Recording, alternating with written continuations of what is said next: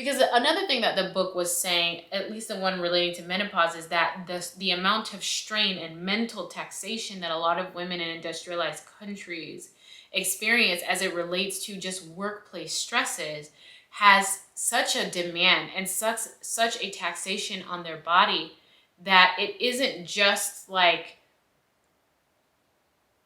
being at home versus being in the workplace. It's like there's a real tax that a woman pays when she's inundated with stress. Hey everybody, it's Busy Mark and I am back with another video, but before we begin, I am pleased to announce that The Modest Fitting has officially launched, a women's clothing boutique offering skirts and dresses that embody modesty, femininity, and beauty. To learn more about dresses like this one and others available for purchase, head over to themodestfitting.com. But without further ado, let's begin with another video. So I just had some thoughts. I read a couple of books actually a while ago, and when I was reading the books I wanted to make a video about some of the things I was reading, but I just didn't get around to it. But just some things that came to mind is just how the homemaker's work, while it is a service to her family, the homemaker's work actually preserves the woman. And it's a notion that I kind of feel like I've had for a while, but it didn't really fully come into full form until I started reading different books and realizing that even non-believing sources of people, whether they're meaning to or not, are kind of affirming some of the biblical instructions that I've come to learn from reading the Bible. And just, I think it's always interesting when non-religious, non-believing sources, without meaning to affirm biblical truths and God's instructions to us, and that's not even what they're trying to do. It's like they just stumbled upon it. I love finding information like that because it just makes me feel even more affirmed that God's word is true and that it's right and that it's holy and that it's timeless, and it doesn't matter what segment of the culture or where you are. You're probably wondering why the video is paused. This is when I remind you to select the like button if you're enjoying this video. And also, if you're not subscribed, go ahead and do that. Back to the video. Or where you are in history, it's always true, it's always been true, and it always will be true. And I find it just special when I find like non-believing sources that affirm that. But I did mention a while ago that I was reading this book called The Expectation Effect.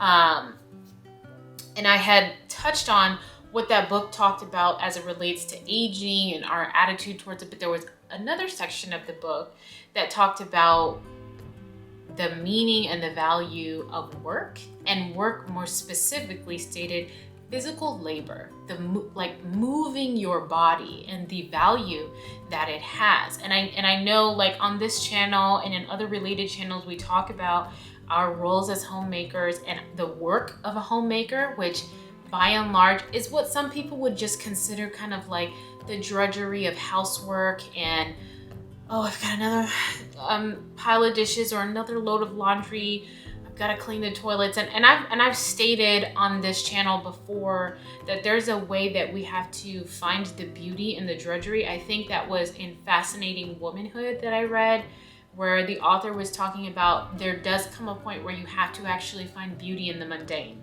and you have to find beauty in the drudgery. And before I even read her book, I realized I had kind of already gone on that kind of journey myself, where I started to find real joy and fulfillment in things as ridiculous as it sounds. There was just something really fulfilling about having a bathroom, even a toilet, just completely spick and span, clean, sanitized, inviting, in a comfortable space that my family could use and that guests could use and that I could use. Like, I enjoyed being in a space that I knew was clean and sanitary, such that it helped me to actually value the work I was doing to achieve that reality for myself, for my family, and for my guests. And so when she said you've got to find beauty in the drudgery, you have to find beauty in the mundane, I knew she really was onto something, because that was a kind of rule of thumb that I had come to understand in my own life, and to see it written in her book, I was like, wow, you know, I feel like this might be a universal truth that is being tapped into here. And I felt that a second time while I was reading The Expectation Effect. And without giving away too much of what it's talking about, I want to just kind of set the scene. This book is written. I don't actually know his background, so let me not even say that. It's written by a guy. His name is David Robson, and he seems to be just doing a survey on all of the information and the studies that have been done on the mind and the expectation and just the things that we do in life and how our expectations around just the everyday life activities make a real impact. And one of the things that they talked about is in a section called Invisible Exercise. And it says, soon after World War II, Jeremy Morris at the UK Medical Research Council wanted to understand why some people are more prone to heart disease than others, suspecting that exercise could be the answer. And so because of this, they were trying to help, I guess, cultivate healthfulness in people post-war and like what can be done. And so they decided to do this study. And it was a study really focusing on individuals who worked at the time on the railroad system. And so the excerpt goes on to say, men working on London's double-decker buses proved to be the perfect population to study. The drivers spent most of their time sitting, while the conductors were constantly active, climbing up and down stairs to collect fares, issue tickets, and help passengers with their luggage. And so just from that, you can see how they're setting up this study where they're juxtaposing two people that probably are from similar class, probably have similar health status. They work in the same exact area, but they're just occupying two different roles.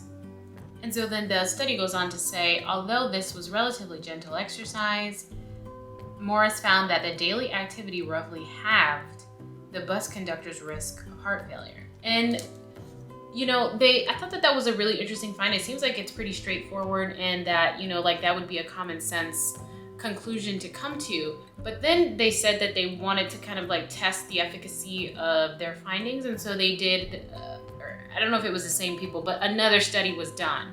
And instead of it being on people who worked in a bus system, they did the study for women who worked as housekeepers in the hospitality industry.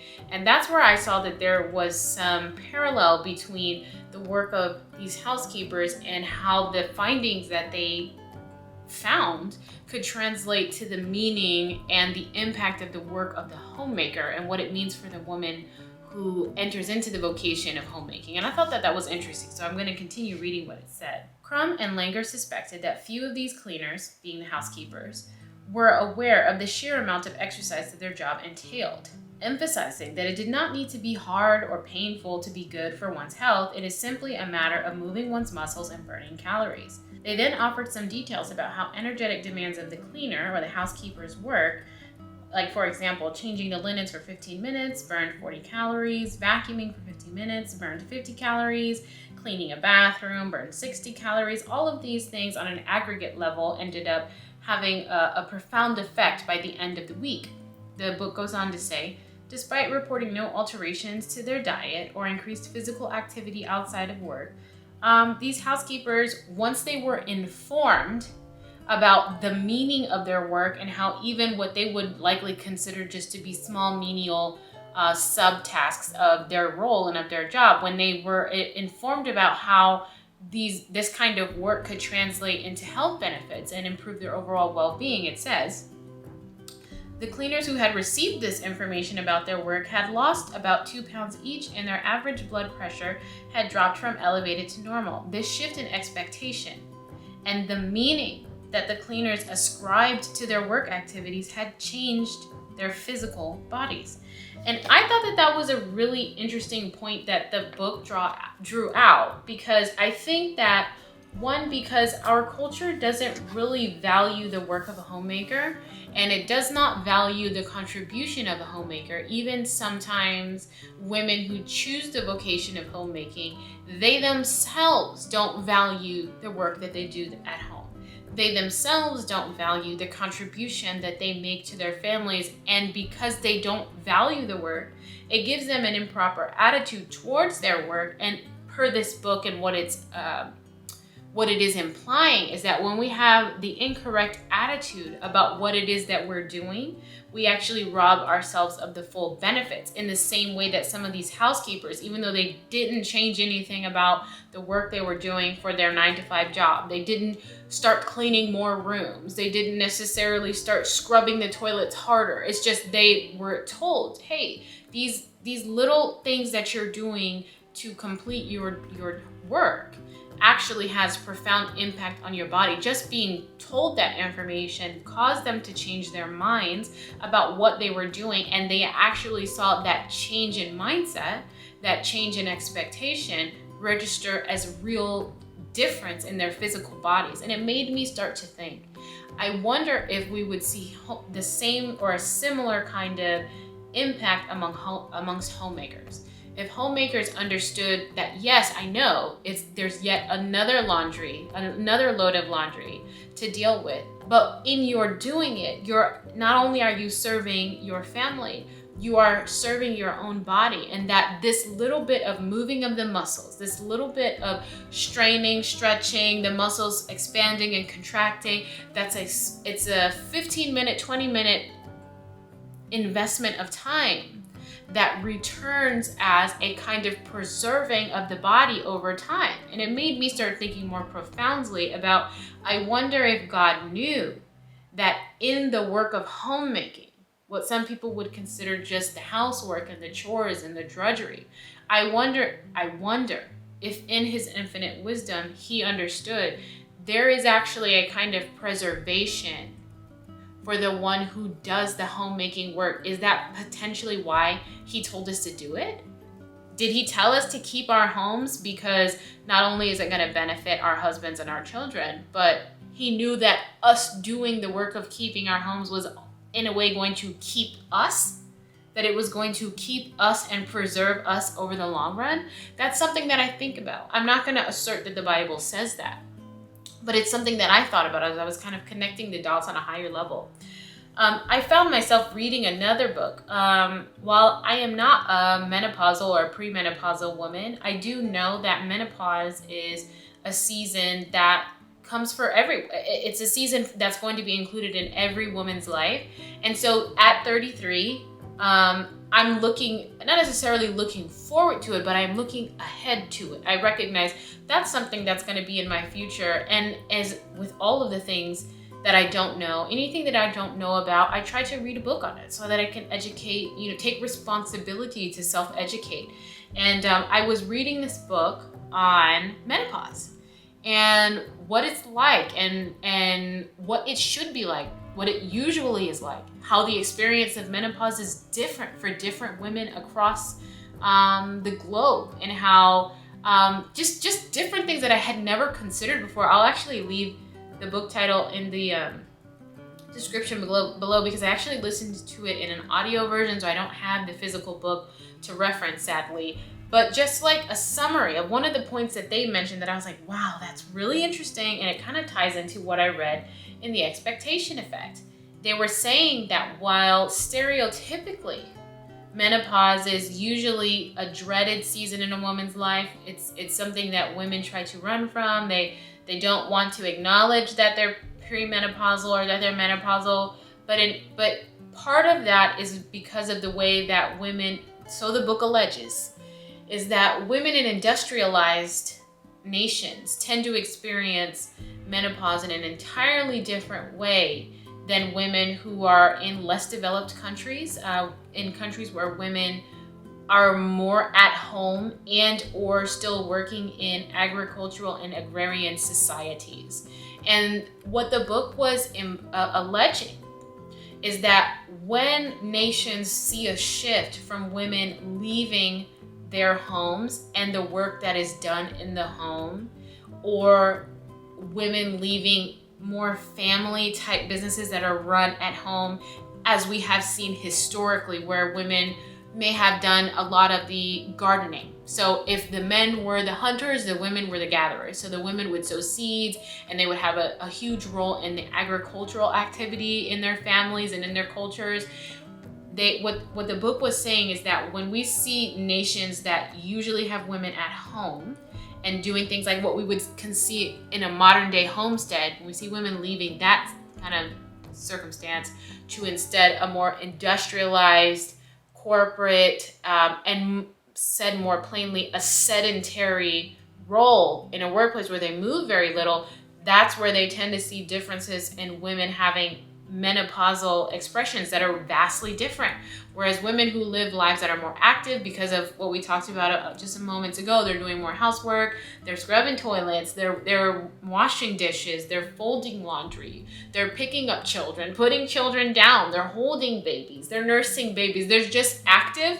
They're active because they're busy with the busyness of home life, versus when women assume roles where they sit.